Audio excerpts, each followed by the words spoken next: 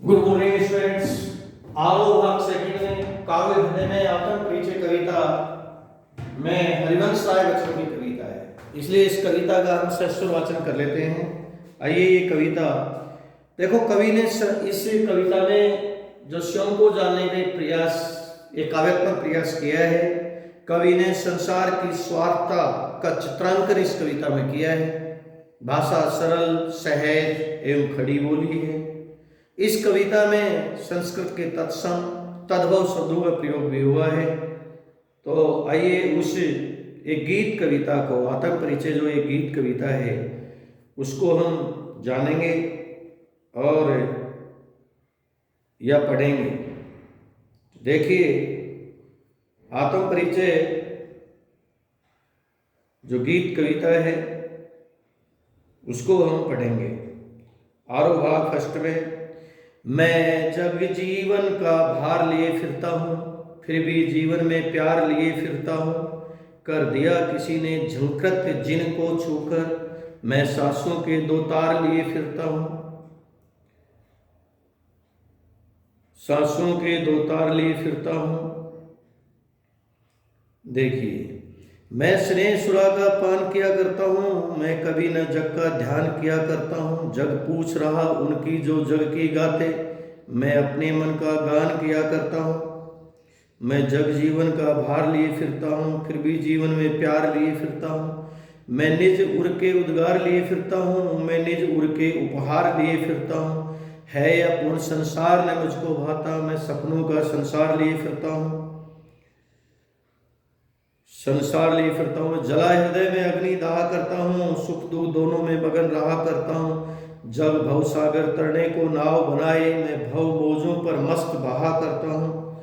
मैं भव मौजों पर मस्त बहा करता हूँ। मैं यौवन का उन्माद लिए फिरता हूँ, उन्मादों में अवसाद लिए फिरता हूँ। जो मुझको भार हंसा रुलाती भीतर, मैं हाय किसी की याद लिए फिरता हूँ। मैं जग जीवन का भार लिए फिरता हूँ, फिर भी जीवन में प्यार लिए फिरता हूँ।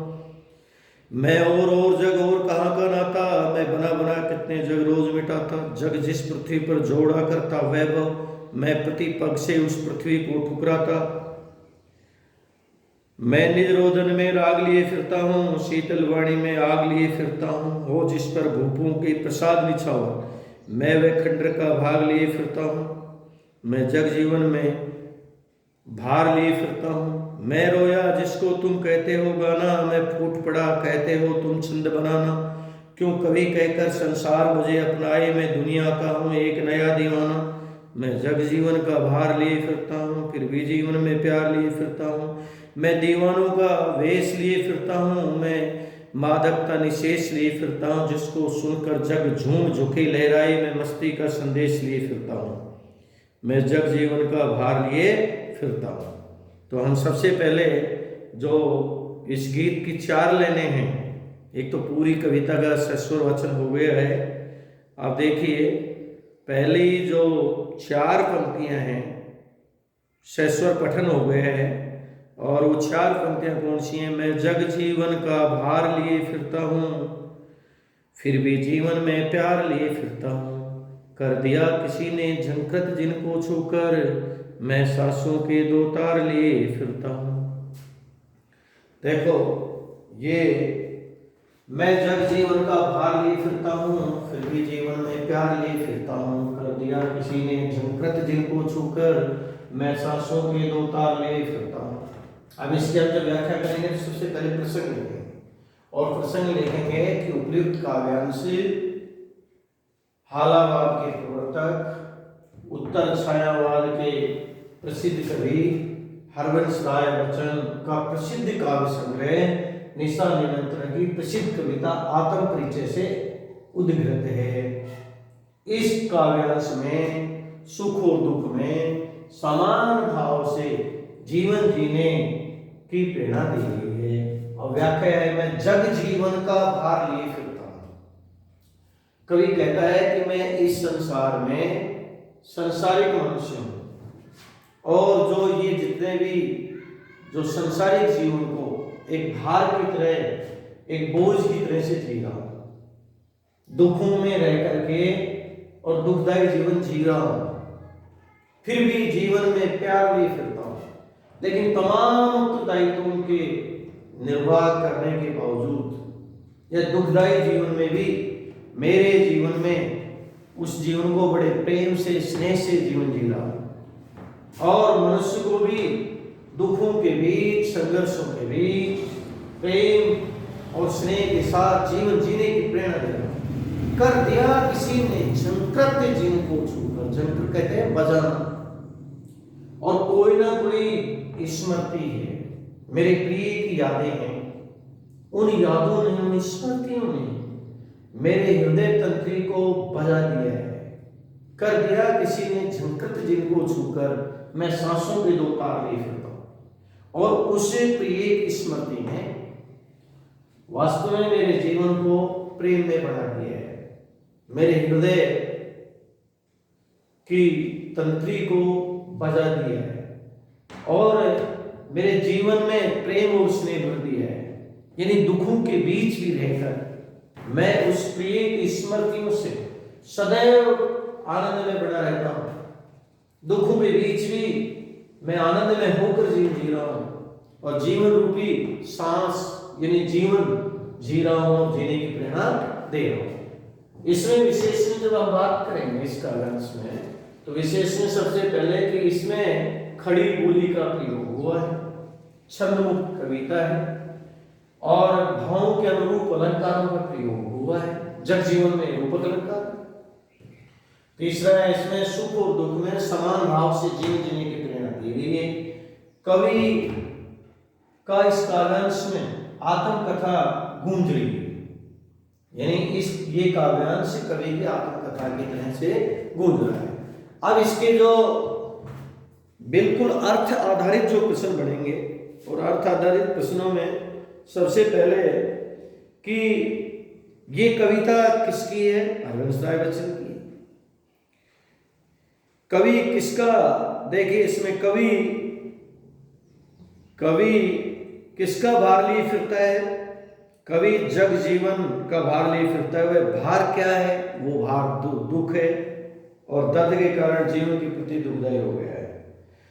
दूसरा, सांसों के दो तारों को किसके लिए प्रयोग किया गया है? कवि अपने जीवन को प्यार लेकर घूमता है। सांसों के दो, कवि अपने जीवन क्या लेकर घूमता है? प्यार लेकर घूमता है। और सांसों के दो तार किसके लिए हुआ है? देखो, सांसों के दो तार कवि की प्रियतमा के लिए उपयोग हुआ है। तो आप इसमें देखिए, सबसे पहले जो प्रश्न बनेंगे एक नंबर के कि उपयुक्त काव्यांश में कवि और कवि कौन है? बिल्कुल इसमें हरवंश राय बच्चन कवि है। और ये कविता कौन सी? आत्म परिचय है। कवि जग जीवन में किसका भार लिए फिरता है? कवि जग जीवन में भार लिए फिर रहा है और वो भार दुख है और दर्द के कारण अति जीवन के लिए अति दुखदायी हो गया है। कवि क्या लेकर घूमता है? प्यार लेकर घूमता है। तो सबसे पहले मैं जग जीवन का भार लिए फिरता हूँ, फिर भी जीवन में प्यार लिए फिरता हूँ। कर दिया किसी ने झंकृत जीवन को छूकर, मैं सांसों के दो तार लिए फिरता हूँ। तो इसमें जो काव्य सौंदर्य संबंधी जो प्रश्न बनेंगे कि उपयुक्त काव्यांश के कवि कौन है और कविता कौन सी? तो उपयुक्त काव्यांश के कवि हरवंश राय बच्चन है और ये कविता उनकी प्रसिद्ध कविता, प्रसिद्ध काव्य संग्रह निशा निमंत्रण की प्रसिद्ध कविता आत्मपरिचय से है। कवि संसार में क्या लिए फिरता है? कवि संसार में प्रेम लिए फिरता है। वह स्वयं भी प्रेम में होना चाहता है और दूसरों को भी प्रेम देना चाहता है। सांसों के दो तार किसके लिए प्रयोग हुआ है? सांसों के दो तार हैं, वो प्रियतमा के लिए हुआ है, प्रेम और स्नेह युक्त जीवन के लिए हुआ है।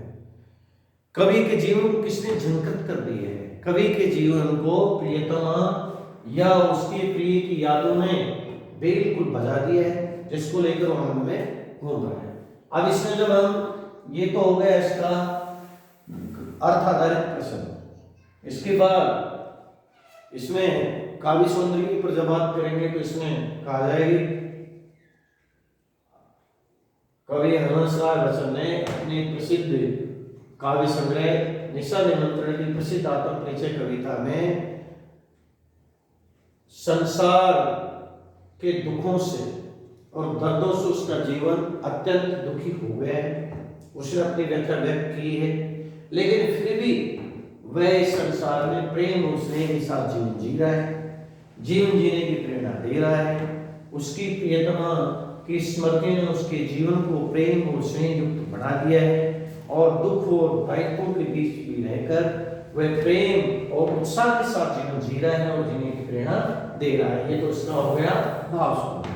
अब कला सौंदर्य पर जब हम बात करेंगे तो गे शैली में लिखी गई सुंदर काव्यांश है, खड़ी बोली का प्रयोग हुआ है, छंदमुक्त कविता है, भावों के अनुरूप अलंकारों का प्रयोग हुआ है, और उमर खयाम की रुबाई का प्रभाव झलका है, और इसमें वियोग श्रृंगार रस का परिपाक हुआ है।